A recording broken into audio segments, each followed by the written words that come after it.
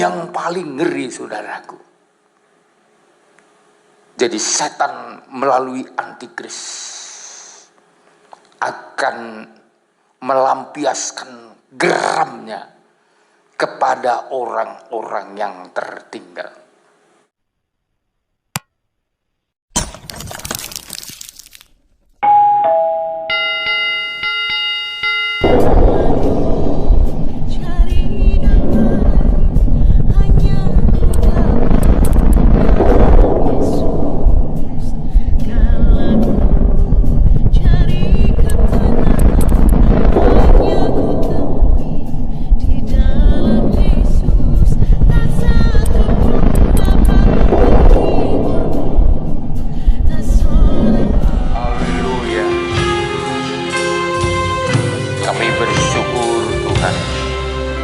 Engkau sedang mempersiapkan kami untuk layak bertemu dengan Engkau pribadi. Engkau adalah mempelai pria surga kami. Tuhan, kami tahu Engkau sangat mendambakan kami untuk dijadikan mempelai perempuan Tuhan. Oleh sebab itu Tuhan, karena Engkau sangat mendambakan kami, Engkau rela berkorban untuk menyelamatkan kami. Engkau tebus dosa kami dengan darah yang mahal, supaya kehidupan kami ini bisa dipersiapkan untuk layak bertemu dengan Engkau. Oleh sebab itu kami merindukan firman-Mu. Engkau ungkap bukakan firman-Mu yang menjadi kebutuhan rohani kami di hari-hari terakhir ini. Dan urapi kami semua pemakaian-Mu untuk hamba-Mu. Mohon belas kasihan Tuhan, supaya hidup ini menjadi saluran berkat. Dan kalau ada kuasa-kuasa yang lain yang mencoba mau merampas kebenaran firman-Mu dari hidup kami ini, kami tolak patahkan demi nama Yesus. Beri kami kuasa untuk mengusir segala pekerjaan setan dan kuasanya. Di dalam nama Tuhan Yesus Kristus kami bersyukur dan berdoa. Bersama kita katakan amin. Silakan duduk Bapak Ibu, saudara-saudaraku yang kekasih. Saya mengucapkan selamat hari Minggu bagi seluruh sidang jemaat Tuhan. Dan tentu selamat berbakti, kita dapat kembali bersama-sama ya. Dan beberapa kali kebaktian saya harus melayani jemaat melalui Zoom, saudara ya. Dan saya bersyukur karena Tuhan memberi pertolongan ya. Saya sudah negatif ya, tentu saudara ya. Beberapa kali kebaktian saya tidak bisa melayani saudara karena memang positif. Tentu kita sebagai hamba Tuhan maupun jemaat harus tetap menjaga protokol kesehatan ya. Berkat doa-doa jemaat juga kami sudah sehat ya, walaupun masih harus terus dirawat sampai sempurna karena efeknya belum selesai, saudaraku. Sekalipun sudah negatif ya, namun efeknya masih kami rasakan ya. Tapi saya sengaja hari ini datang bersama dengan saudara. Saya mau yakinkan saudara bahwa Tuhan harus tetap menjadi pembela bagi kita ya. Mungkin bagi saudara-saudara yang tidak memiliki penyakit bawaan tidak ada masalah saudara ya. Tapi bagi saya, saudara, saya sudah 25 tahun ya harus mengkonsumsi obat diabetes dan komplikasi-komplikasi yang lain. Jadi saudaraku, ya hanya kemurahan Tuhan kita bisa melewati dengan pertolongan Tuhan. Ya, mungkin masih banyak orang belum percaya karena belum kena, saudara. Kalau udah kena baru tahu, apalagi yang efeknya sangat mengganggu pernapasan. Ya, sangat mengganggu tulang-tulang, otot-otot. Ya, itu sangat mengganggu sekali. Ya, sepertinya badan ini dipukulin, otot-ototnya lemas, mau jalan pun gak bisa. Ya, leher seperti dicekek, saudaraku. Jadi orang yang belum mengalami memang gampang ngomong. Ya, tapi puji Tuhan, sengaja seizin Tuhan biar kita tetap menghargai pembelaan Tuhan dan kemurahan Tuhan. Ya, dan sampai sore hari ini kita tetap masih diberi kesempatan untuk memperhatikan firman Tuhan. Terutama kita sudah diajak berjalan di dalam terang Tuhan. Ya, orang yang berjalan di dalam terang Tuhan pasti memahami waktunya sudah singkat. Tujuan khotbah saya sore hari ini, kalau kita berjalan di dalam terang Tuhan, kita memahami waktu kedatangan Tuhan sudah singkat. Ya, sebab dari mana kita tahu waktu kedatangan Tuhan sudah singkat? Tentu melalui terang firman Tuhan di dalam pengajaran. Ya, kita dapat memahami bahwa kita sedang berada di waktu yang sudah singkat. Kita bertolak dulu membaca dari Wahyu pasalnya yang ke-12. Wahyu pasal 12. Ya, satu pernyataan dari firman Tuhan yang harus menjadi perhatian kita. Ayat 12. Ayat yang ke-12. Ya. Karena itu bersukacitalah, hai sorga dan hai kamu sekalian yang diam di dalamnya. Ya, terus. Celakalah kamu hai bumi dan laut, karena iblis telah turun kepadamu dalam geramnya yang dahsyat. Teruskan. Karena ia tahu bahwa waktunya sudah singkat. Ya. Dari pembacaan firman Tuhan ini, iblis pun tahu waktunya sudah singkat. Ya. Sebenarnya kita harus lebih mengerti lagi, apalagi kita yang sudah di dalam Tuhan. Ya. Kita harus tahu bahwa waktunya sudah singkat.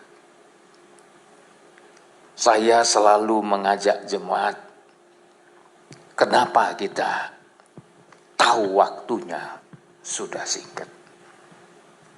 Karena Alkitablah yang menunjukkan, terang firman Tuhanlah yang menunjukkan. Ya, makanya Yesus tegas memberikan jawaban kepada murid-muridnya. Ketika murid-muridnya bertanya tentang apakah tanda kedatanganmu? Apakah tanda kesudahan dunia ini? Yesus memberi jawaban dengan tegas. Waspadalah supaya jangan ada orang yang menyesatkan kamu. Selanjutnya lebih diperinci oleh Tuhan Yesus. Apa tanda-tanda kedatangan Tuhan? Dan Tuhan memberikan tanda dibagi dua bagian besar. Yang pertama tandanya adalah merupakan permulaan penderitaan. Ya. Jadi permulaan penderitaan ini merupakan tanda di mana Tuhan akan segera datang. Tapi belum puncaknya. Ya. Puncaknya nanti di Matius pasal 24, Saudara. Alkitab memberikan keterangan. Itu di ayat 14. Matius 24 ayat 14. Ayat 14. Dan Injil kerajaan ini akan diberitakan di seluruh dunia menjadi kesaksian bagi semua bangsa. Sesudah itu barulah tiba kesudahannya. Ya. Jadi puncak dari semua tanda kedatangan Tuhan adalah Injil kerajaan ini akan diberitakan di seluruh dunia. Saya seringkali menerangkan yang namanya Injil. Kita harus memahami Injil. Yang pertama disebut Injil keselamatan. Ya. Injil keselamatan itu adalah mengajar kita untuk percaya, menerima Yesus, bertobat, dibaptis, dan penuh dengan Roh Kudus. Tapi yang mengingatkan kita tentang kedatangan Tuhan kali yang kedua disebut Injil kerajaan. Jadi ini lebih dalam lagi, saudaraku. Sampai Injil kerajaan ini diberitakan di seluruh dunia. Jadi kalau disebut Injil kerajaan itu berarti puncak di mana manusia harus mengenal kerajaan sorga dengan tepat dan benar. Dan kalau berbicara kerajaan sorga, tentu inti yang pertama yang harus dikenal, siapa raja dari kerajaan sorga itu. Yang kedua, kalau bicara kerajaan, wilayah kekuasaan dari kerajaan itu sampai di mana. Dan yang ketiga, bentuk kerajaan sorga itu bagaimana. Jadi kalau berbicara Injil kerajaan, ini tidak sekedar Injil keselamatan. Kalau di dalam suratan Korintus ditambah lagi dengan Injil kemuliaan Kristus. Ya. Kalau berbicara Injil kemuliaan Kristus juga ada mengait dengan Injil kerajaan. Kalau ada kerajaan, ada kemuliaannya. Jadi tanda terakhir saya mau katakan harus diberitakan dulu Injil kerajaan, ya, yang menempatkan Kristus menjadi raja, ya. Dan Injil kerajaan itu berhubungan dengan memperkenalkan Yesus Kristus sebagai anak domba, sebagai mempelai pria. Ya. Itu jelas dinyatakan di dalam kitab Wahyu. Ya. Kitab Wahyu menekankan Wahyu 19. Ya. Coba kita lihat dulu langsung dari mulai ayat Yang ke-6 dulu, ayat 6 dulu. Ayat 6. Ya.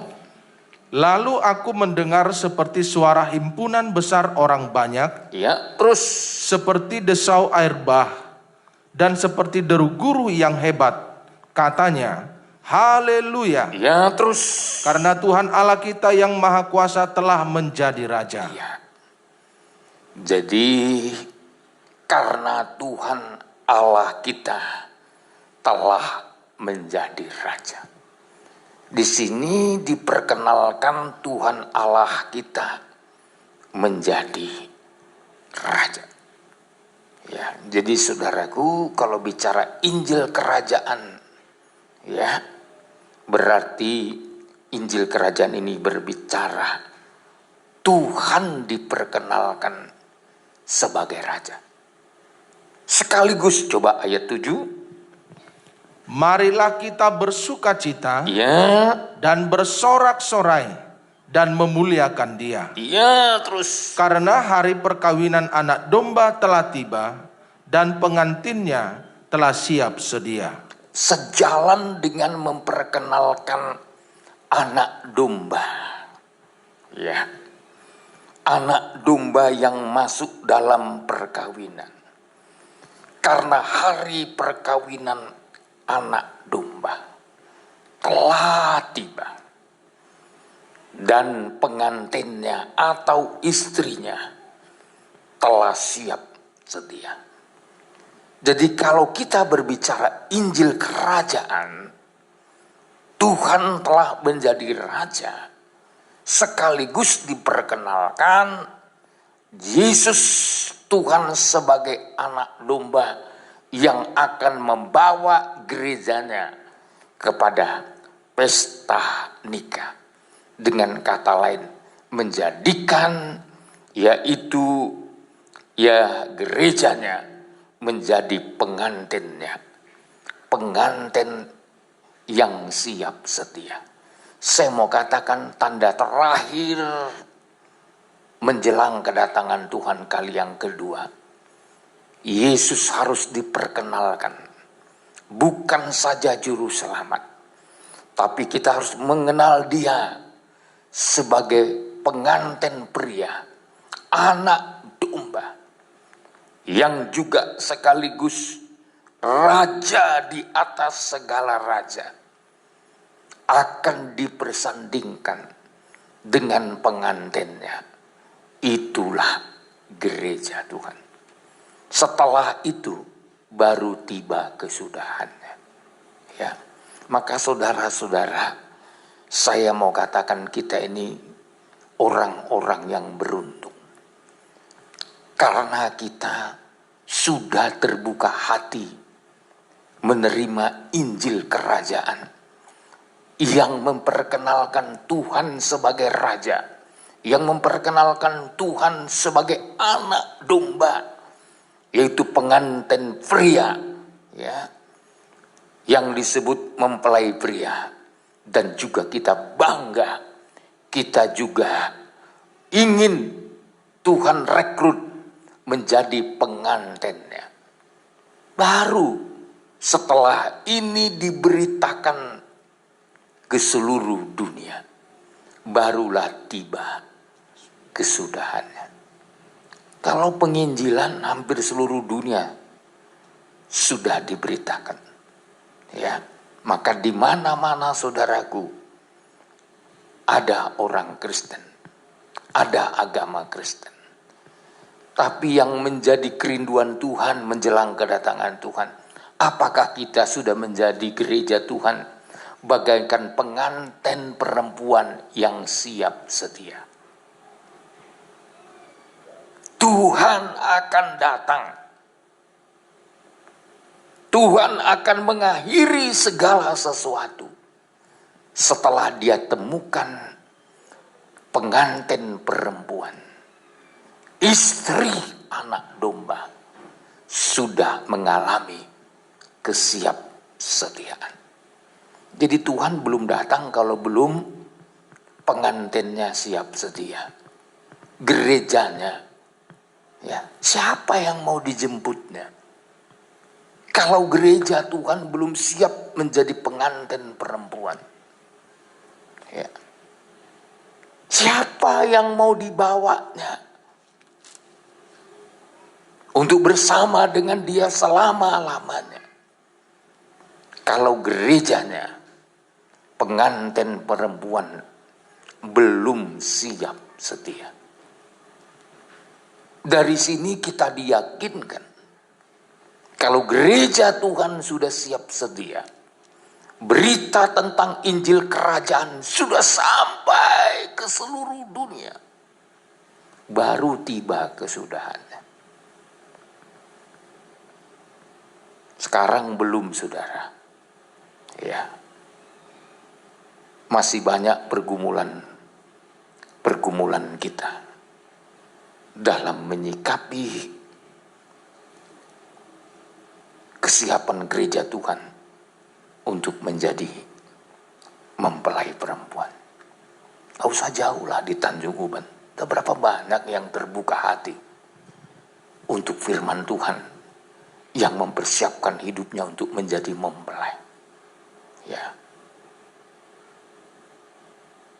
Bagaimana nanti nasib kita kalau sampai hari-hari ini kita belum tahu, belum terima, belum menghargai kemurahan Tuhan yang sedang mempersiapkan kita untuk menjadi gereja Tuhan yang siap sedia. Kalau di sini disebut pengantinnya telah siap setia. Dalam terjemahan lain disebut istrinya. Sekarang yang menjadi pertanyaan, apakah gereja sudah siap menjadi istrinya anak domba? Bagaimana mau jadi istri anak domba, lahir pun belum? Ya. Lahir aja belum mengalami kelahiran baru. Ya. Berapa banyak orang Kristen lahir baru saja, belum tentu sudah dilahirkan baru. Ya. Apakah kita sudah menjadi gereja Tuhan yang sudah ditandai kelahiran baru? Belum tentu, saudara. Ya. Sekarang masih banyak kekristenan tradisi. Ya. Masih terikat dengan dosa. Masih terikat dengan tradisi ajaran nenek moyang yang masih ada sangkut paut dengan penyembahan berhala. Ini belum lahir baru, saudara. Bagaimana mau jadi gereja yang siap sedia untuk menyambut kedatangan Tuhan? Lahir baru aja belum. Bertobat aja belum. Maka kenapa begitu ditekankan Injil Kerajaan ini harus lebih dulu diberitakan ke seluruh dunia, baru tiba kesudahannya. Sekarang orang gak merasa apa-apa, terikat dengan dosa, terikat dengan ajaran-ajaran yang bertentangan dengan firman. Gak merasa apa-apa, saudara. Merasa nyaman-nyaman aja. Ya.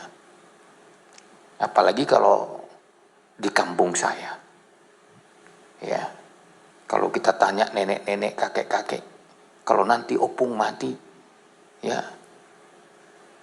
bagaimana? Ke surga atau enggak nanti? Oh, Tuhan yang tahu itu. Dan selalu diberikan jawaban. Asal maporseya. Asal aku udah percaya, udah aman itu.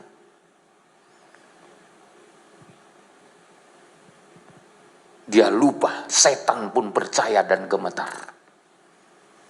Kita belum tentu gemetar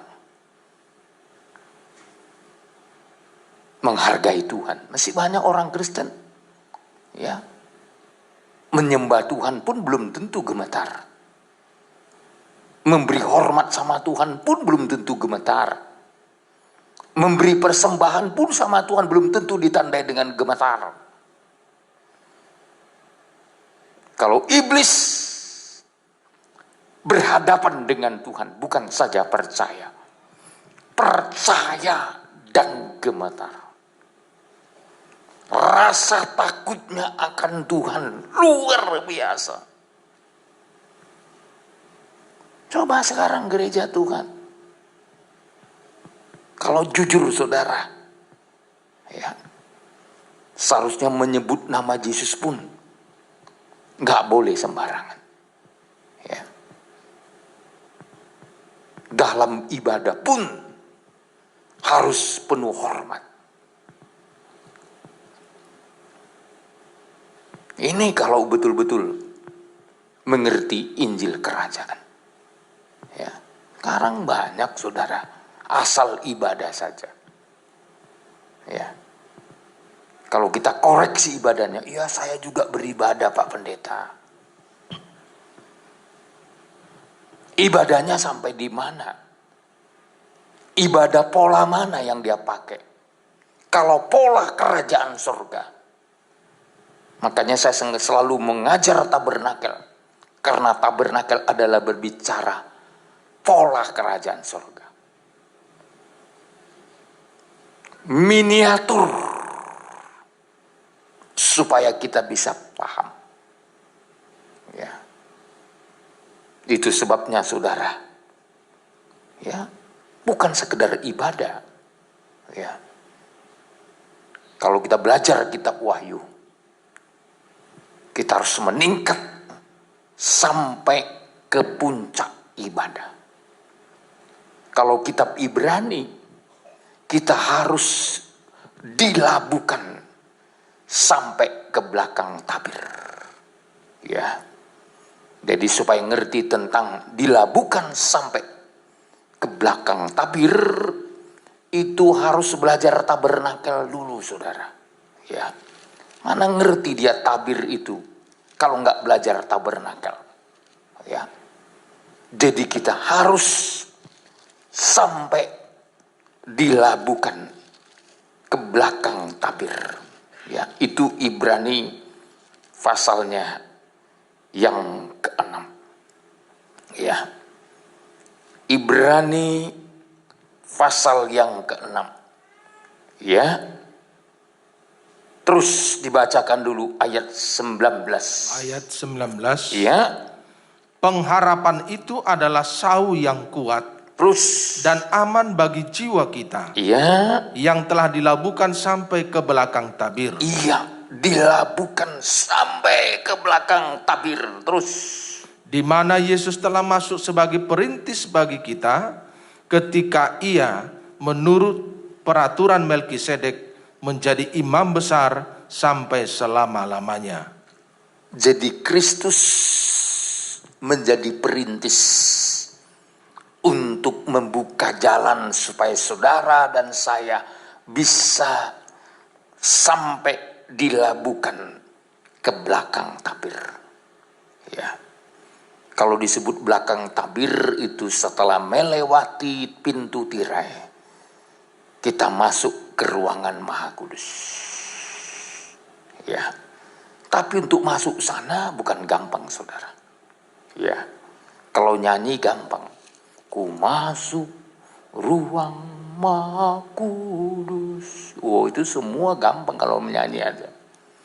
Dengan darah anak domba, ku masuk dengan hati tulus menyembah. Oh, masuk situ. Kalau menyembah Tuhan masuk situ, kita harus belajar Wahyu pasal 4. Yang bisa menyembah di situ pertama tua-tua. 24 tua-tua. Yang bisa menyembah di situ makhluk-makhluk surgawi.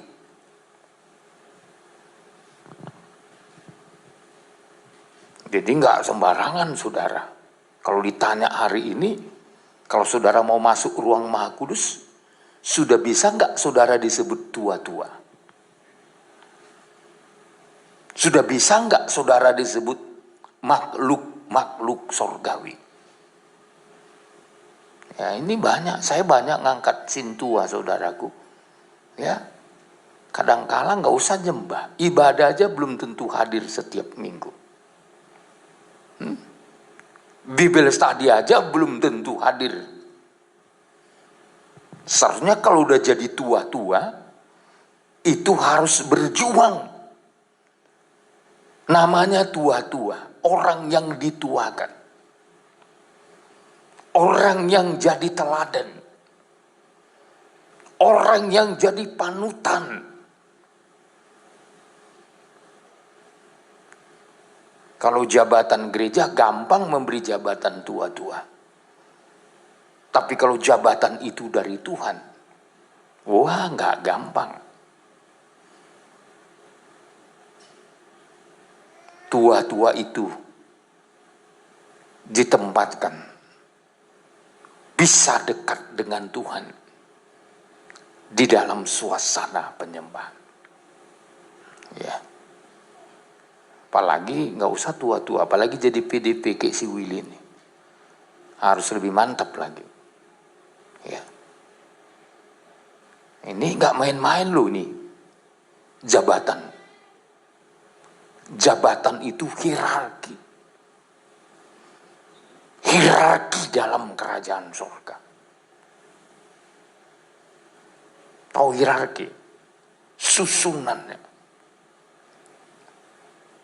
Ya, kalau saya mengajar tentang tahbisan, itu saya yang ngajar saja pun kadang saya yang jungkir balik. Mohon ampun kepada Tuhan. Ya, kalau udah bicara tahbisan itu ada pengorbanannya. Yang pertama harus siap berdamai dengan semua orang. Ya. Berdamai dengan Tuhan. Ya.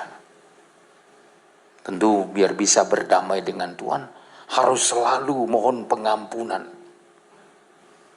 Maka orang-orang yang ditabiskan oleh Tuhan itu adalah orang-orang yang mampu mengaku segala dosanya. Ya. Dan bukan hanya dosa kita yang perlu kita akui. Dosa keluarga kita.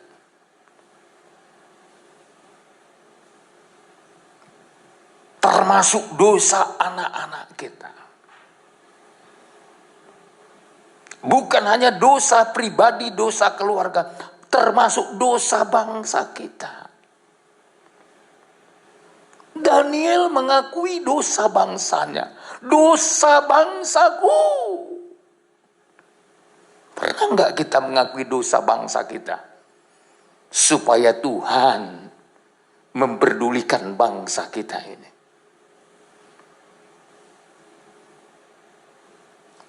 Pernah nggak kita mengakui dosa keluarga kita? Supaya Tuhan memperdulikan keluarga kita.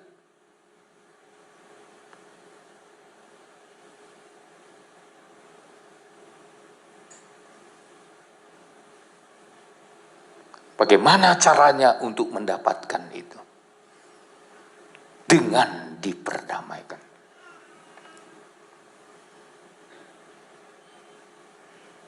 Bagaimana caranya Tuhan memperdamaikan kita? Termasuk dengan dirinya. Melalui pengampunan dosa. Makanya kita harus belajar. Terutama mau tidur. Sebelum tidur malam. Jangan lupa menghadap Tuhan dengan mengaku dosa. Mana tahu malam itu kita dipanggil Tuhan. Ada banyak orang santai-santai saja nggak peduli. Ya. Kita belajar untuk hidup diperdamaikan dengan Tuhan. Manusia daging kita ini masih seringkali nyerempet dengan dosa. Tapi kita tiap hari, tiap detik, kita memerlukan Yesus memperdamaikan hidup kita. Ya. Supaya apa? Supaya kita tetap mengalami pendamaian dengan Tuhan. Coba kalau kita sadar akan dosa kita, saya yakin kita tidak akan menjadi orang yang sombong. Kalau kita sadar akan dosa kita akan belajar menjadi orang yang rendah hati, yang selalu memohon belas kasihan kepada Tuhan. Tapi kalau kita merasa nggak berdosa, nah ini yang paling bahaya. Tuhan hanya memberikan pengampunan kepada orang yang merasa dirinya berdosa dan memohon ampun. Itu 1 Yohanes 1 ayat 9. Ya.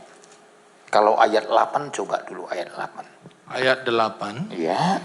Jika kita berkata bahwa kita tidak berdosa, Kalau kita berkata bahwa bahwa kita tidak berdosa, baik berkata dalam hati ataupun dalam ucapan. Kadang-kadang kan saudara kita ini bisa aja ngomong di dalam hati, oh aku nggak berdosa, aku nggak berdosa. Ya. Tapi jika kita berkata bahwa kita tidak berdosa, terus Pak, maka kita menipu diri kita sendiri. apa katanya? Menipu diri kita sendiri. Nipu diri. Terus, Dan kebenaran tidak ada di dalam kita. kebenaran tidak ada di dalam kita. Kalau kita mengaku tidak Dosa. berdosa. Tapi coba kalau kita ngaku, ayat 9. Jika kita mengaku dosa kita, Ya. maka Ia adalah setia dan adil, Oh, terus. sehingga Ia akan mengampuni segala dosa kita dan menyucikan kita dari segala kejahatan. Ini berkat kalau ngaku dosa. Ini berkat kalau kita mengaku dosa, kita diperdamaikan dengan Tuhan.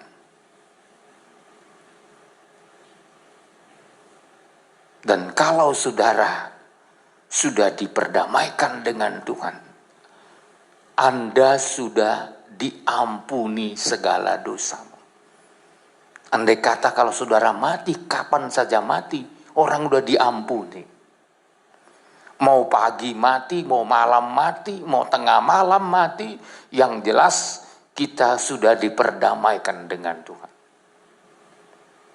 Haleluya. Bukan ya orang mati dalam Tuhan itu orang yang sudah diperdamaikan dengan Tuhan. Jadi bukan hanya sekedar Kristen, saudaraku. Ya.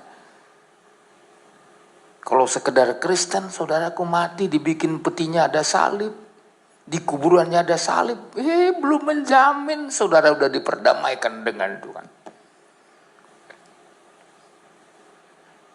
Tapi orang yang diperdamaikan dengan Tuhan adalah yang sudah diampuni dosanya. Kenapa? Apa dasar pengampunan itu?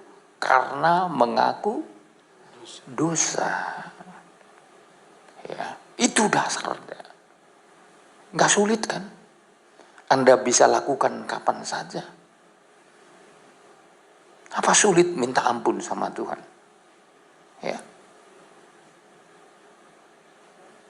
Apa sulit berkata, Tuhan, tolong aku. Perdamaikan aku dengan Engkau. Melalui korbanmu. Tapi yang paling sulit tadi, merasa tidak berdosa. Ya, nggak merasa berdosa. Padahal sombongnya sudah setengah mati. Menganggap dosa kesombongan itu bukan dosa. Ya. Saya kadang-kadang kalau lihat gitu, dalam hatiku, apa kamu harus direndahkan dulu serendah-rendahnya? Lewat penghukuman baru engkau sadar bahwa engkau sebenarnya masih terlalu jauh. Seringkali saudara enggak. Ya, saya kadang nasihati pengerja pun, kadang-kadang dengarnya di sini, menjawab ya pun nggak mau. Menjawab ya Pak, salah saya, nggak ada. Merasa benar, bisa lagi tegak kepalanya gitu. Dalam hatiku, oh Tuhan, ya. Seharusnya kalau sudah dinasehati itu rendahkan hati. Ya. Jemaat pun kalau udah dinasehati lewat penggembalaan, jalan satu-satunya untuk diperdamaikan dengan Tuhan, rendah hati. Ya Tuhan, saya salah. Saya telah berdosa. Saya mohon kemurahan-Mu. Jangan merasa diri benar, ya. Bahkan tanya lagi, apa salahku? Apa salahku? Seringkali kita kan tidak tahu bahwa kita berbuat salah. Seringkali kita nggak sadar, orang lain yang tahu lebih dulu. Orang yang mensenter hidup kita. Tapi alangkah baiknya supaya kita tetap diperdamaikan dengan Tuhan. Mau salah atau tidak salah, kita merendahkan diri. Tuhan. Makanya kalau dulu kan ada doa begini kan. Ampunilah kami akan segala dosa kami, baik yang kami sengaja. Kan begitu dulu kan. Karena juga banyak yang gak kita sengaja. Tapi saya harap itu jangan menjadi doa kebiasaan. Jangan sengaja dibuat. Dosa yang kami sengaja. Ya, kalau namanya sengaja, terus-terus sengaja, namanya melawan. Hari ini sengaja, besok sengaja lagi, besok lagi sengaja lagi. Itu namanya melawan. Kalau nggak sengaja itu bukan melawan. Tapi kalau sengaja, kalau sempat Tuhan jawab dari surga, ya hari ini kau sengaja, besok kau sengaja lagi, terus kau sengaja, itu karena kamu keras kepala. Jadi sebenarnya saudaraku, pendamaian itu kita butuhkan kapan saja. Terutama hari-hari ini, siapa kita tahu kapan kita mati.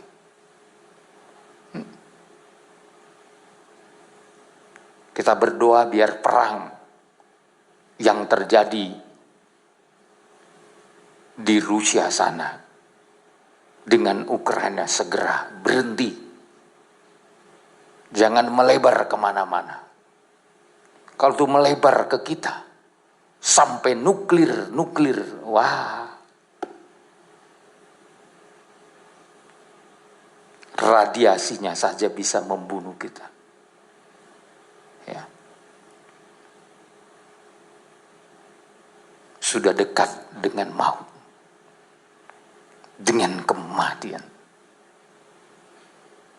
Kalau saya dan saudara tidak memperhatikan firman. Makanya dalam pelajaran tabisan, ini yang paling utama. Yang kedua, penyerahan hidup kepada Tuhan.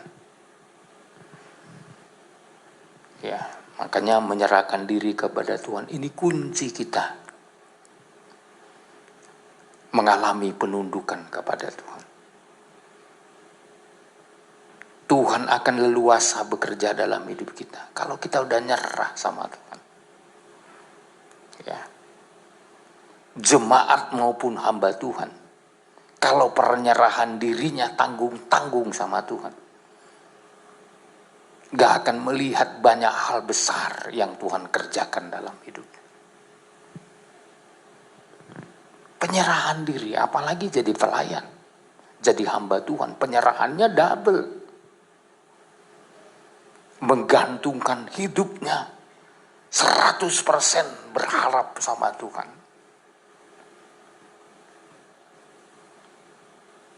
Dalam segala hal, termasuk dalam kebutuhan dan ekonomi, harus bergantung 100% kepada Tuhan. Kalau enggak, ya, susah kita melihat kebesaran dan mujizat Tuhan. Kalau enggak bergantung harap sama Tuhan, sikit-sikit bergantung kepada manusia, wah Tuhan paling enggak suka. Ya, Tuhan mau kita gantungkan hidup kita kepada Tuhan. Apa yang kita makan besok, yang kita pakai besok dan selanjutnya, kita harus belajar menggantungkan hidup kepada Tuhan. Tuhan, gak usah kan hamba Tuhan, jemaat pun, Anda boleh bekerja, Anda boleh berdagang, Anda buat usaha, silakan. Tapi sudah harus berkata, Tuhan, aku gantungkan semua hidupku dan pekerjaanku dan usahaku kepada Engkau, sumber pemberi rezeki. Sampai kalau Anda pedagang, sampai orang yang membeli pun, saudara gantungkan kepada Tuhan, termasuk kepada Roh Kudus. Dan ketika saudara menggantungkan kepada Tuhan dan Roh Kudus, sampai pembeli itu pun biar Tuhan yang tarik.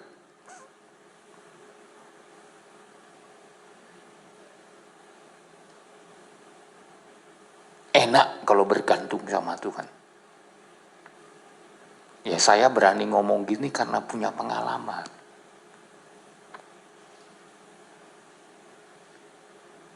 Ketika saya dulu narik beca, saudara, kalau saya bergantung kepada kekuatan saya, gak akan mau orang naik becak saya. Karena becak saya buruknya bukan main. Yang kedua, badan saya kurus. Orang kalau lihat begitu takkan mau. Pasti orang berkata begini, kapan saya sampai ke tujuan? Yang dayung pun kurusnya begini. Apalagi ditambah becaknya, gak meyakinkan.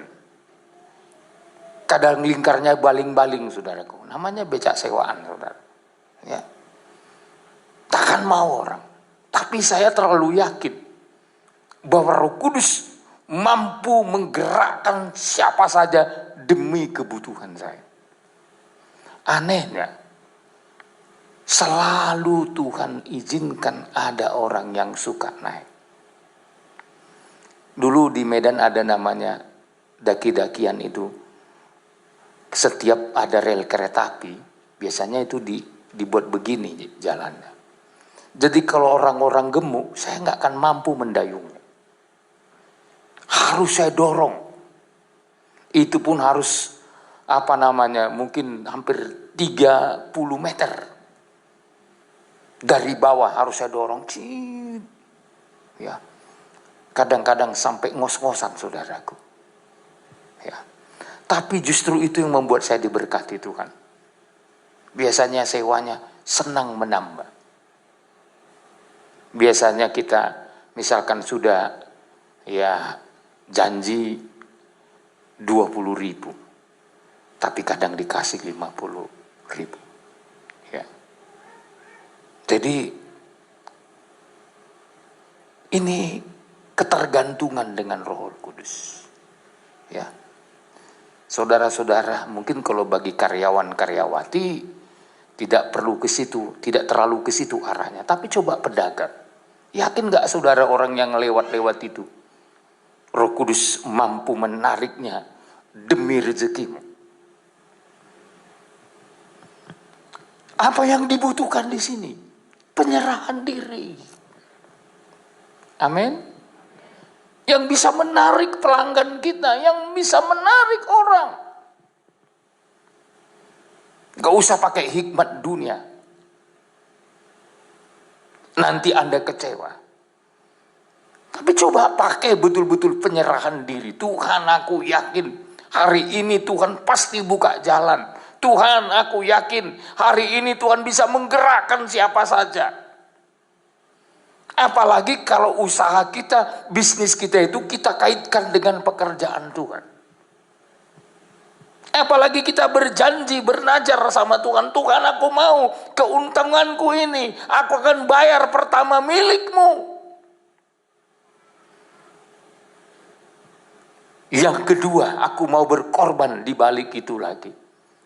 Gerakkan Roh Kudus. Di luar kemampuanku, Engkau buka jalan.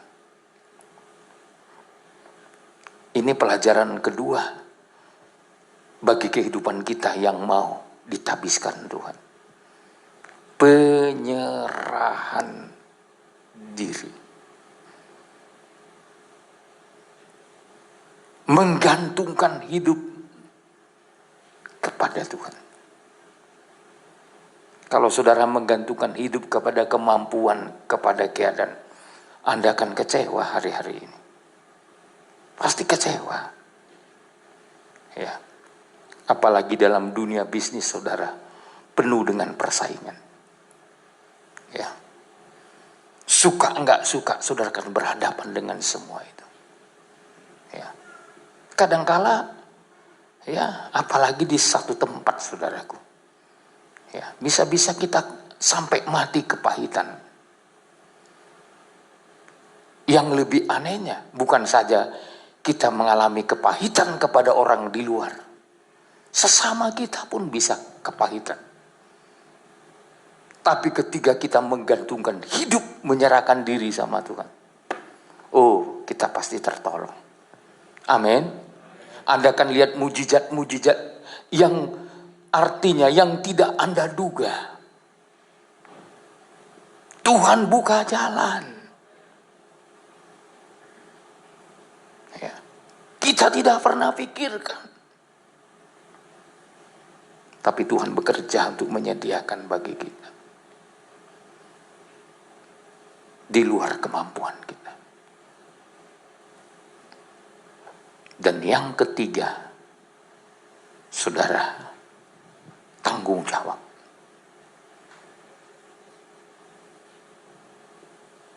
Tanggung jawab itu penting. Ya. Kita harus bertanggung jawab. Termasuk dengan apa yang diberikan Tuhan kepada kita. Kepercayaan Tuhan yang ditaruh dalam hidup kita untuk kita kelola. Coba kita kerjakan dengan tanggung jawab. Ya, tidak dengan persungutan, tapi dengan tanggung jawab. Itu akan jadi berkat sama kita. Makin kita tanggung jawab, makin diberkati. Saya senang kaderisasi anak-anak kita. Misalkan tadi saya lihat, mungkin pertama ini saya lihat ya anak Pak Gabe ya. Anak Pak Gabe tadi kan. Ya hampir saya nggak kenal saudaraku ya. Ya. Mereka masih remaja-remaja. Tapi ketika mereka menyerahkan hidup mereka untuk menjadi pemain musik, mereka sedang menerima tanggung jawab. Mereka sedang menerima tanggung jawab bukan dari pendeta, dari gembala yang paling utama. Tanggung jawab dari Tuhan. Dan kalau mereka sudah bertanggung jawab kepada Tuhan, bukan orang tua yang lebih banyak memikirkan untuk anak-anak saudara, Tuhan. Keterikatan kepada Tuhan itu membuat mereka dapat perhatian khusus dari Tuhan.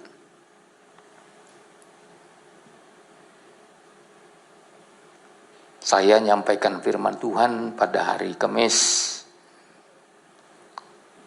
di penguburan, baik di rumah duka maupun di penguburan anak Pak Pendeta, Ketua BPD kita Pak Rinenje. Putra sulungnya dipanggil Tuhan.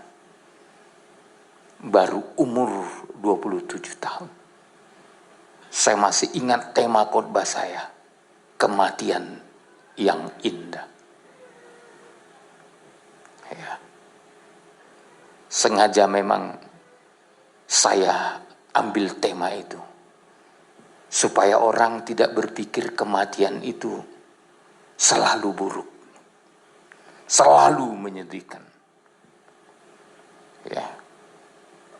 Ada beberapa alasan kenapa kematian itu menjadi indah. Salah satu kitab Mazmur. Kalau tidak salah saya Mazmur 116. Ya. Ayat 15 kalau tidak salah. Ya. Berharga di mata Tuhan kematian orang yang dikasihinya. Kalau orang dikasihi Tuhan, kematiannya pun jadi indah. Karena berharga di mata Tuhan. Jadi enggak semua kematian itu menyedihkan. Ya. Kenapa berharga? Ayat 16 jawabannya. Ayat 16. Ya Tuhan, aku hambamu. Aku hambamu. Kenapa berharga? Karena dikasihi Tuhan. Kenapa dikasihi Tuhan? Karena mau jadi hamba Tuhan. Terus Pak. Aku hambamu, anak dari hambamu perempuan. Sudah hamba Tuhan, anak hamba Tuhan lagi. Ya berharga dong di mata Tuhan. Maka saudara kalau mau melayani Tuhan, anak-anak kita mau melayani Tuhan, dengan rasa tanggung jawab, ada ikatan dengan Tuhan. Bayangkan lu sampai kematiannya pun berharga. Makanya kalau kita mau dilibatkan Tuhan dalam ibadah dan pelayanan, wah ini kebanggaan lu. Ya. Orang-orang tua harus mendorong anak-anaknya. Ya. Dan melayani Tuhan. Ibadah. Memang ada harga yang harus kita bayar. Ya tentu kalau jadi pelayan ada disiplinnya kan. Ya. Tentu mereka datang lebih awal. Nggak gampang loh. Apalagi anak-anak sekarang. Bangunnya jam 11 siang kok. Ya, kalau mereka bisa ibadah dengan lebih cepat datang, itu anugerah Tuhan. Ya, kalau di sini masih enak, masuknya sore ibadahnya. Kalau di Baloi, ya, dia harus keluar dari rumahnya jam 5 pagi. Ya, apalagi dia terlibat penerima tamu, apalagi terlibat backing vokal, menjadi singer. Dan lain-lain, menjadi apa yang mengatur kamera, ya. Ini dia kan lebih awal datang, ya. Siapa yang menggerakkan mereka? Karena ada keterikatan dengan Tuhan. Ya banyak orang tua membangunkan anak aja dari tidurnya, mungkin sampai 100 kali. Kalau nggak tahu di sini ya, mudah-mudahan nggak ada di sini. Bangun kau, bangun kau. Tapi kalau terikat dia dengan pelayanan, waduh, hati yang terikat dengan Tuhan. Itu mendorong. Ya. Nggak usahkan mereka, kami aja sebagai hamba Tuhan. Ya. Karena melayani, yang kami pikirkan, ya, bagaimana beli jas, beli dasi, ya, yang bisa ada hubungannya dengan pelayanan. Coba nggak melayani kita. Ya. Saya yakin mungkin bapak-bapak ini mungkin sekali setahun aja pakai jas. Ya. Dan puncaknya waktu hari kematiannya. Karena kita melayani, coba. Mungkin jas kita tidak cukup satu. Ya. Saya banyak menguburkan jemaat saudaraku. Setelah hari kematiannya baru beli jas. Itu pun memasukkannya harus dikoyak dari belakang. Setelah hari kematiannya loh. Saya tanya, ada jasnya? Belum Pak, lagi diambil sekarang di mall. Gimana masukkannya? Waktu dipaksa nggak bisa masuk, saudaraku, dikoyak dari belakang. Makanya melayani lah saudara. Jangan terpaksa pakai jas. Haleluya. Coba kita, karena melayani kan setiap saat sudah ada kesediaan. Karena ada kaitan dengan pelayanan. Ya. Jadi saya mau katakan, ada penyerahan diri. Dimulai dari pendamaian, penyerahan, dan tanggung jawab. Ya. Memang mereka ini masih muda-muda saudaraku. Tapi kita harus percayakan mereka ke tangan Tuhan. Untuk bisa dipercaya oleh Tuhan. Dan memiliki tanggung jawab. Nanti ke depan terjadi regenerasi terus. Mungkin kita yang tua-tua ini gak berdaya lagi. Muncul lagi generasi baru. Yang muda-muda. Untuk digunakan Tuhan. Dan saya ingatkan juga para pemain musik kita ini yang muda-muda. Ya, kuasai kalau bisa semua musik. Ya, semua musik. Bisa main drum, bisa main bass, bisa main gitar, bisa main piano, keyboard. Ya. Sampai saya tanya yang apa itu? Apakah di antara kita ini ada yang mau main apa namanya? Apa yang mana si Joshua? Saksofon ya. Tolong direkrut dulu siapa yang mau latihan belajar saksofon biar saya beli. Biar enak ibadah kita kan. Ini walaupun jemaatnya tidak beribu-ribu, ya, tapi kalau betul-betul kita buat satu ibadah di dalamnya betul-betul nama Tuhan dimuliakan. Sampai dengan musik yang baik saudaraku, ya. Dan pemain musiknya adalah pemain musik yang bisa dipercaya oleh Tuhan. Wah, apa enggak luar biasa saudaraku, ya. Dalam setiap ibadah, ya, ibadah doa, ibadah Bible study, ya, dan juga dibantu oleh media kita. Saya harap makin diperbaharui media kita, ya. Kalau juga ada YouTube, kalau bisa ada Zoom-nya, ya. Jadi saudara-saudara kita atau saya mungkin ombak terlalu besar dan lain-lain, kan saya bisa khotbah, ya. Gimana? Hari apa? Hari Jumat ya. Bagusnya suara saya bisa didengar ya. Ya. Jadi kalau nggak bagus kan saya merasa bersalah saudara, ya. Jadi ini kemurahan Tuhan, ya. Di samping juga melalui YouTube yang Pak Sitanggang selalu buat yang baru. Ini kan jadi berkat bagi banyak orang, ya. Mungkin mereka tidak sempat hadir di tempat ini.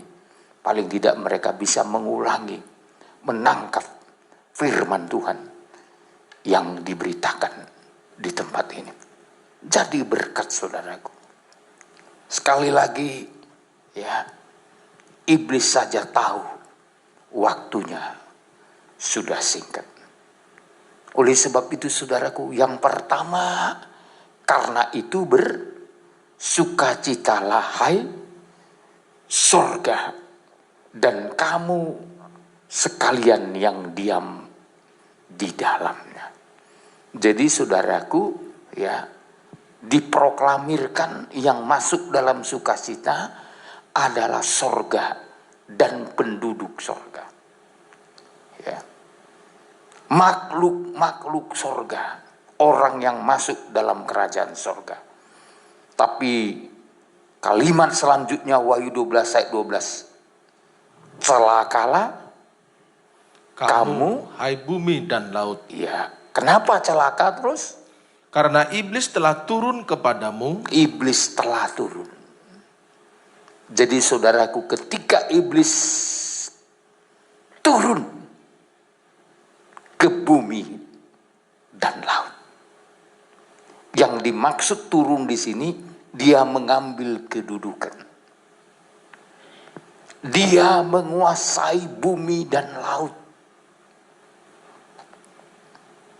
Saya mau katakan, jangan sampai bumi dan laut dikuasai iblis. Saudara belum siap sedia masuk ke dalam kerajaan surga. Kalau saudara terlambat untuk lepas dari bumi dan laut, maka saudara-saudara akan sasaran kemarahan iblis. Karena iblis telah turun kepadamu dalam geramnya yang dahsyat. Karena ia tahu bahwa waktunya sudah singkat. Di sini yang akan menjadi sasaran kemarahan iblis adalah bumi dan laut. Kalau bicara bumi, berarti orang-orang yang tertinggal tidak ikut pengangkatan. Ini yang paling ngeri, saudaraku. Jadi setan melalui antikris akan melampiaskan geramnya kepada orang-orang yang tertinggal. Ya, maka saudaraku, antikris sebenarnya disiapkan untuk menghajar orang-orang yang tertinggal. Kalau saudara bukan orang-orang yang tertinggal, Anda dipersiapkan terangkat sebelum iblis melalui antikris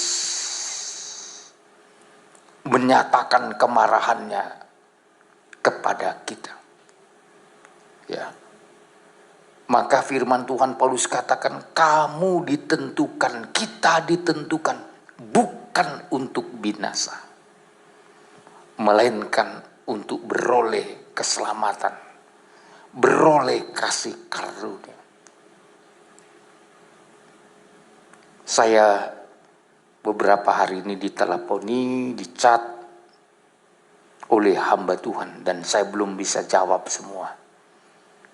Sekarang katanya di Amerika sudah wajib karyawan-karyawati harus memiliki chip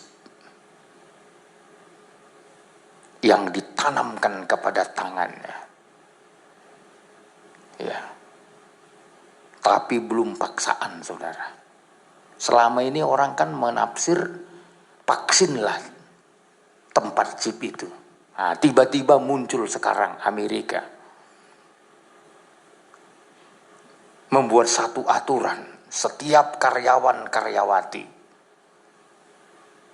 harus diberi chip di tangannya. Jadi pendeta, ada banyak yang bertanya kepada saya, wah ini gimana lagi Pak, katanya. Saya bilang, ngapain kalian takut? Gereja Tuhan yang siap sedia, mau dimasukkan chip, mau dimasukkan apa, tetap terangkat itu. Waktu Tuhan datang. Gak ada hubungannya dengan itu. Sekalipun nanti kalau antikris memakai teknologi itu, Bagi kita yang sudah siap sedia, kita diangkat dulu.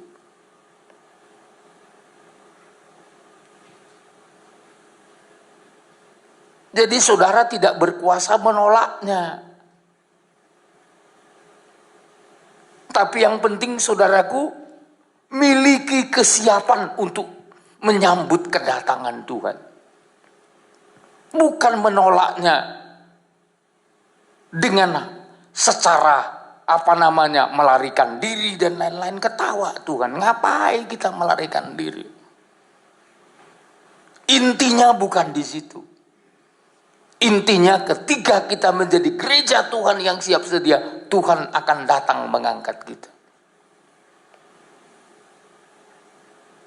Jadi orang paling takut sekarang, ya, nanti kalau dimasukkan ke kita, ke tangan kita, ngapain takut? Andai kata mau dimasukkan, membali dulu oleh kuasa Tuhan. Ngapain kita takut? Di dalam kita ada roh Tuhan yang lebih besar dari roh dunia ini.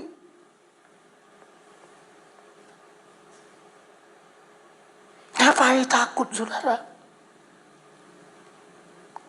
Ya. Dan itu pun belum paksaan. Ya. Hanya untuk mengamankan katanya. Supaya gampang dimonitor masuk kerja atau enggak. Ya, jadi ini belum bisa kita katakan antikris, belum. Ya. Pada saat kapan datang yang sesungguhnya yang menguasai kita? Setelah gereja terangkat. Jadi sebelum gereja terangkat, nggak perlu banyak kita pikirkan soal itu. Yang perlu kita pikirkan bagaimana Tuhan mempersiapkan rohani kita, jiwa, roh dan tubuh kita untuk siap menyongsong kedatangan Tuhan. Ini. Jadi oleh sebab itu saudaraku, celakalah hai kamu bumi dan laut. Saudara, ini bukan laut Tanjung Uban ya yang celaka ya. Ini jangan salah tafsir saudara. Yang dimaksud laut di sini adalah orang-orang fasik. Orang-orang fasik. Yesaya 57 dulu ayat 20 sampai 21 ya. Ini dia yang disebut laut. Ayat 20 sampai 21. Ya. Tetapi orang-orang fasik adalah seperti laut yang berombak-ombak. Iya, seperti laut yang berombak-ombak. Jadi yang disebut laut itu adalah menggambarkan orang fasik. Seperti laut yang berombak-ombak. Jadi kalau saudara lihat ciri khas orang fasik, hidupnya nggak pernah tenang. Gini terus. Nggak percaya pergi lihat ke laut sana. Biar lebih dekat nanti antara saya ke ke pelabuhan saudaraku. Jadi kalau saudara lihat ada ombak gini-gini, aduh ginilah hidup kami. Kalau kami pas turun naik rohaninya terus. Kadang semangat, naik turun, naik turun. Ya. Sudah naik turun apalagi terus. Sebab tidak dapat tetap tenang. Nggak bisa tetap tenang. Tenang saudara. Teruskan. Dan arusnya menimbulkan sampah dan lumpur. Selalu menimbulkan sampah. Ya. Tentu sampah itu berbicara sesuatu yang harus dibuang saudara. Dan lumpur. Ya. Ini saudara. Ya. Jadi ini kehidupan orang fasik. Terus ayat 21. Tiada damai bagi orang-orang fasik itu, firman Allahku. Gak ada damai. Jadi hatinya tidak ada damai. Hidupnya terus berombak-ombak. Tidak ada ketenangan. Ini ciri khas orang fasik. Jadi orang fasik ini tidak saja di luar gereja. Bisa masuk gereja, bisa. Tapi bukan orang yang serius, penyelusup. Orang Kristen penyelusup yang masuk gereja, tetapi hidupnya sebenarnya bukan karena mau serius beribadah. Bukan mau serius cari Tuhan. Bukan mau serius menyembah Tuhan. Bukan mau serius mau dengar firman. Itu Yudas 1 ayat 4. Yudas 1 ayat 4. Ya. Yudas 1 ayat 4. Sebab ternyata ada orang tertentu yang telah masuk menyelusup di tengah-tengah kamu. Oh, menyelusup di tengah-tengah kamu. Di kumpulan orang-orang percaya. Siapa mereka itu? Yaitu orang-orang yang telah lama ditentukan untuk dihukum. Oh, telah lama untuk Ditentukan untuk dihukum. sebenarnya walaupun masuk gereja, nasibnya sudah ditentukan untuk dibinasakan. Kenapa tadi? Hidupnya tidak pernah tenang. Kerohaniannya tetap berombak-ombak. Ya, makanya hati-hati saudara. Jangan sampai kerohanian kita biarkan turun naik. Ya. Mohon kemurahan Tuhan. Tuhan, jadikan aku kepala, bukan ekor. Ya. Sebab di Ulangan 28 ayat 13. Ini harus menjadi doa kita. Ya. Ini harus menjadi permohonan kita kepada Tuhan. Ayat 13. Ya. Tuhan akan mengangkat engkau menjadi kepala. Kepala terus. Dan bukan menjadi ekor. Ekor terus. Engkau akan tetap naik. Naik. Bukan turun naik. Kepada siapa Tuhan janjikan hidup yang tetap naik? Kalau kita ke ayat 1. Ayat 1. Ayat 1. Iya. Jika engkau baik-baik mendengarkan suara Tuhan Allahmu. Mengapa baik-baik? Mendengarkan suara Tuhan. Suara Tuhan Allah. Terus Pak. Dan melakukan dengan setia segala perintahnya. Iya terus. Yang kusampaikan kepadamu hari ini. Iya terus. Maka Tuhan Allahmu akan mengangkat engkau di atas segala bangsa di bumi. Iya. Syaratnya baik-baik mendengar firman Tuhan. Kita akan terangkat. Kalau tadi ayat 13 kembali saudaraku. Ya. Kembali ayat 13. Tuhan. Yudas 1 ayat 13. Ulangan 28 ayat 13. Tuhan. Ayat 13. Tuhan akan mengangkat engkau menjadi kepala. Kepala terus. Dan bukan menjadi ekor. Terus. Engkau akan tetap naik dan bukan turun. Turun terus. Apabila engkau mendengarkan perintah Tuhan Allahmu yang kusampaikan pada hari ini, kau lakukan dengan setia. Kalau kita dengar dan setia melakukan, tidak akan pernah turun naik. Naik terus. Beda dengan gelombang laut.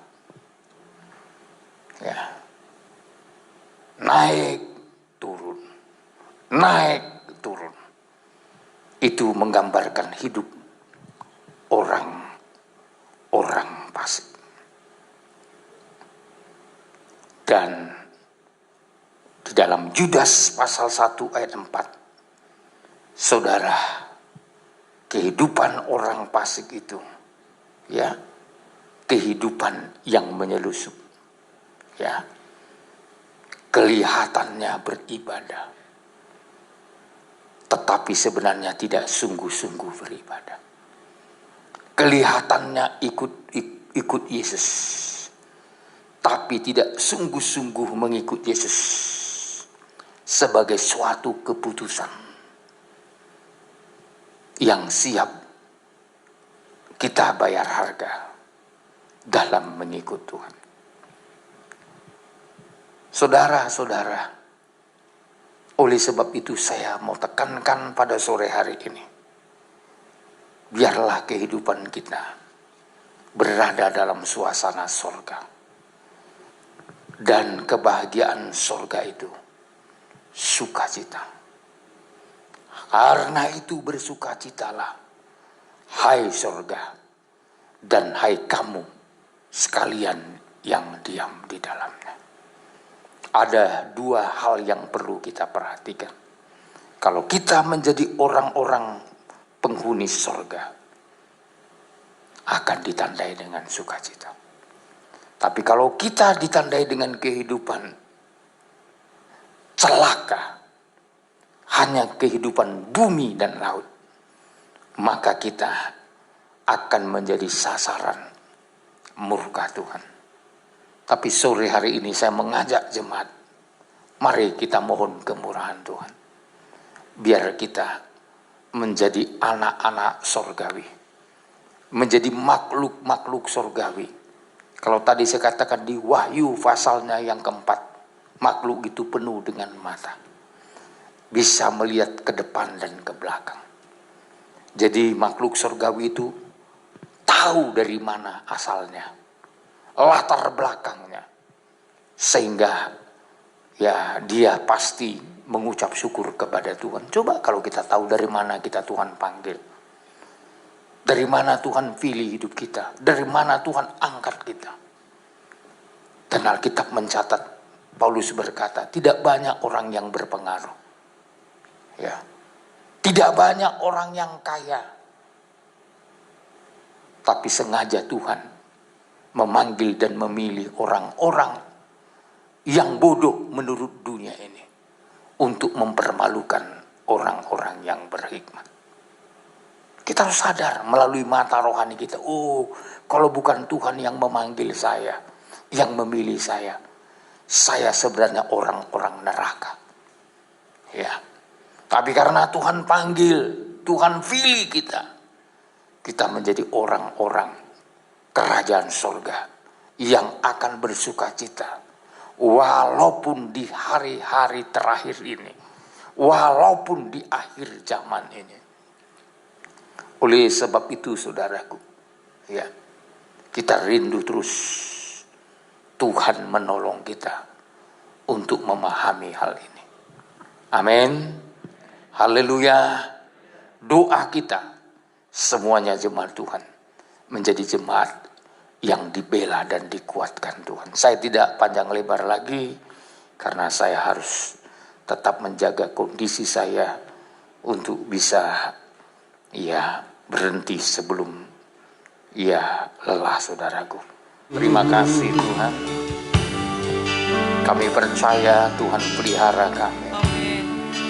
Kami berdoa, peliharalah tubuh, roh, dan jiwa kami sempurna sampai Kau datang kembali. Arahkan mata kami untuk selalu melihat kepada perkara-perkara di atas, tidak saja melihat perkara bumi. Kami mohon pertolongan Tuhan. Tuhan, kami juga berdoa. Kami sedang berhadapan dengan dunia zaman akhir, di mana dunia akan makin gelap. Iblis, setan sudah tahu waktunya sudah dekat. Tolong kami Bapa, persiapkan kami untuk kami lolos dari intayan iblis, untuk lolos dari antikris. Kami berdoa, kami mohon belas kasihan Tuhan. Biar melalui ibadah dan pelayanan kami, Engkau lindungi kami semua. Lindungi setiap pribadi, keluarga kami. Kami juga berdoa bukan hanya untuk pribadi keluarga kami, jemaat-Mu secara umum saya serahkan dalam tangan Tuhan. dan juga bangsa kami Indonesia. Tuhan, ampuni bangsa kami, ampuni dosa kami, ampuni keluarga kami, supaya tidak binasa bersama dengan dunia ini. Terima kasih Bapa di sorga. Berkati sekali lagi seluruh jemaat untuk tetap setia bertekun di dalam Tuhan, walaupun datang kesulitan. Buka jalan secara ekonomi, supaya jangan ada yang tetap berkekurangan, tapi Tuhan sediakan jalan keluar untuk menyelesaikan seluruh kebutuhan mereka. Hamba berdoa, sembuhkan yang sakit, supaya oleh bilur-bilur-Mu kami sembuh, kami ditolong, kami dimampukan Tuhan. Yang lemah dikuatkan, yang susah dihiburkan. Sekali lagi hamba berdoa, berkati persembahan jemaat. Apa yang mereka bisa lakukan untuk Tuhan, balaskan berlipat-lipat kali ganda. Kami beruntuk bangsa kami Indonesia, dari mulai Bapak Presiden kami, Gubernur, Bupati, Camat, sampai Kepala Desa, Lurah, RT RW, biar tetap dalam perhatian Tuhan. Kami masih melanjutkan ibadah kami di Batam. Tuhanlah yang melopakkan tangan. Sebentar kami mau terima berkat Tuhan. Saudara-saudaraku, arahkan hatimu ke surga. Terimalah berkat Tuhan. Kasih karunia dari Tuhan Yesus Kristus, cinta kasih dari Bapa Surgawi, penyertaan dari kuat kuasa Roh Kudus ada menyertai saya dan saudara sekarang dan sampai selama-lamanya. Kita adalah keluarga Allah, satu dalam rohnya, satu pengajaran, satu di dalam ikatan kasih mempelai. Kita keluarga Allah, kita keluarga Allah, kita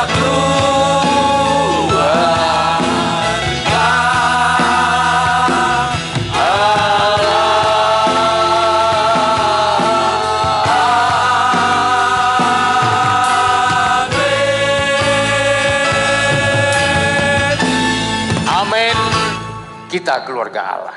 Selamat hari Minggu, salam sehat, salam sehati.